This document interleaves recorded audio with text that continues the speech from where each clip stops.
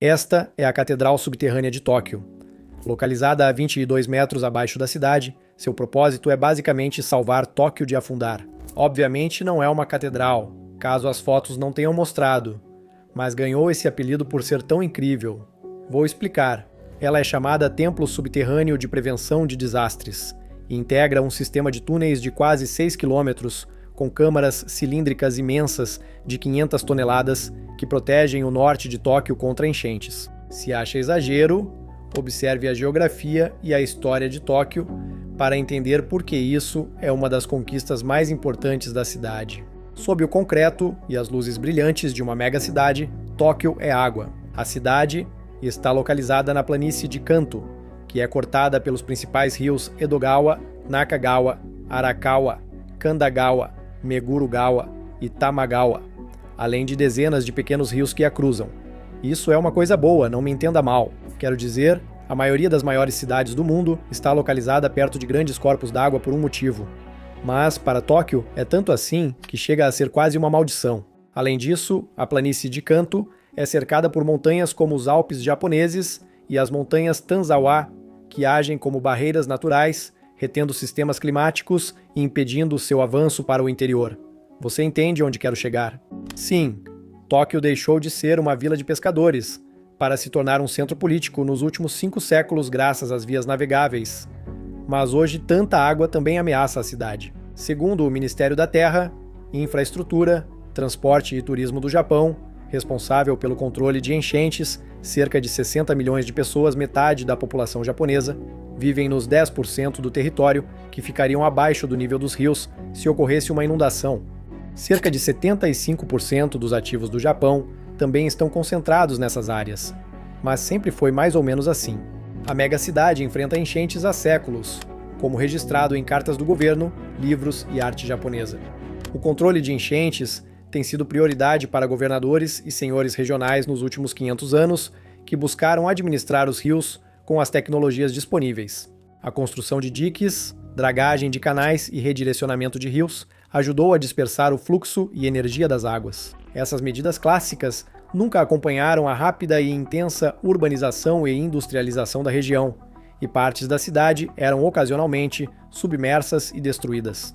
Embora Tóquio e o Japão enfrentem enchentes há séculos, a luta moderna contra elas começou após a Segunda Guerra Mundial, quando o tufão Kathleen atingiu Kanto em 1947, destruindo cerca de 31 mil casas e matando 1.100 pessoas. Depois de submergir a maior parte do noroeste de Tóquio, 11 anos depois, o tufão Ida devastou a cidade em 1958, produzindo a chuva mais intensa que a região havia experimentado em 60 anos, inundando cursos d'água e provocando mais de 1.900 deslizamentos de terra. 2 vilas na península de Izu foram completamente levadas pela enchente.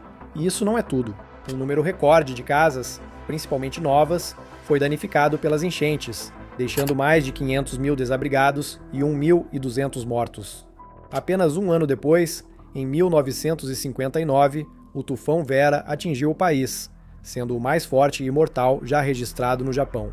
Só por essas fotos, dá para ver o que ocorreu. Mais de 1.300.000 pessoas foram deslocadas e 5 mil morreram pelas enchentes. Esse tufão despertou a consciência nacional e iniciou o desenvolvimento de defesas contra enchentes no país. Isso foi tão importante que, mesmo nos anos 60, com o Japão ainda se recuperando da guerra, o governo investia 6 a 7% do orçamento nacional em redução de desastres e riscos. Por um tempo, isso funcionou. Não ocorreram tantos tufões ou enchentes destrutivas como antes. Isso foi pelo menos até 1991, quando uma enchente particularmente catastrófica submergiu 30 mil casas em mais de 100 km² e matou 52 pessoas. Foi essa enchente que levou ao início da construção do canal subterrâneo externo de descarga da área metropolitana em 1992, que também incluiu a Catedral Subterrânea como parte dele. Ela foi finalizada em 2006 após 14 anos de obras, tornando-se a maior estrutura de desvio de águas de enchente do mundo e custando 2 bilhões de dólares. Eu digo apenas 2, porque estima-se que a instalação já evitou 1,5 bilhão de dólares em potenciais danos econômicos em Tóquio desde que começou a operar. Como pode ver, As enchentes foram a ameaça global mais cara em 2021, então certamente vai economizar ainda mais. Esta foto mostra como ela funciona. Durante chuvas fortes, a água da chuva é coletada das áreas ao redor através da rede de túneis e canais subterrâneos de 6 km já mencionada. A água da chuva é coletada e levada para grandes reservatórios subterrâneos e câmaras subterrâneas, destacando-se a Catedral Subterrânea. Só para você ter uma ideia do tamanho dessa catedral, a água cai em um dos 5 tanques cilíndricos de 70 metros de altura, espalhados ao longo do canal.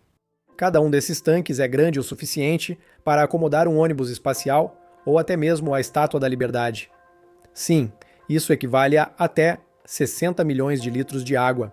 Isso ajuda a reduzir a pressão sobre os sistemas de drenagem de Tóquio, funcionando como um armazenamento temporário e prevenindo inundações em áreas densamente povoadas. Antes de ser despejada nos rios, a água drenada é armazenada em um grande tanque de pressão controlada, com 177 metros de comprimento e 79 de largura, projetado para várias funções, como aliviar a força da água corrente e ajustar a pressão, que pode variar muito se uma bomba quebrar. O teto do tanque de água é sustentado por 59 pilares, que têm 18 metros de altura e pesam 500 toneladas cada um.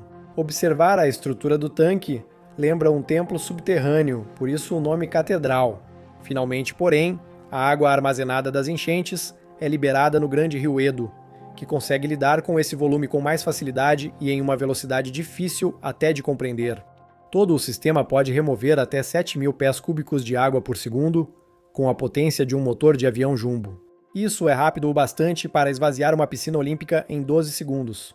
O reservatório pode diminuir em 90% as casas atingidas por enchentes nas áreas próximas e tem sido usado, em média, 7 vezes ao ano.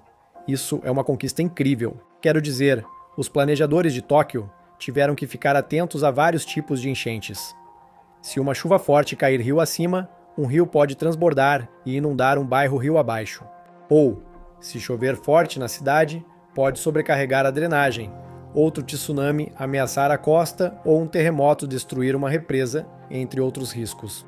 Após décadas de planejamento e construção contínua, Tóquio agora possui dezenas de represas, reservatórios e diques. Se você cortasse o solo da cidade, como faria com um bolo de aniversário, encontraria labirintos subterrâneos de túneis, assim como linhas de metrô e dutos de gás que cruzam a cidade. Então, recentemente parece que Tóquio está pronta para qualquer coisa. Agora que Tóquio aperfeiçoou a forma de lidar com chuvas de tufão e rios imprevisíveis, o futuro segue incerto diante das mudanças climáticas e padrões de chuva. Esta foto mostra quantas vezes ao ano caíram pelo menos 50 milímetros de chuva por hora. E é possível ver que esse número cresce de forma constante.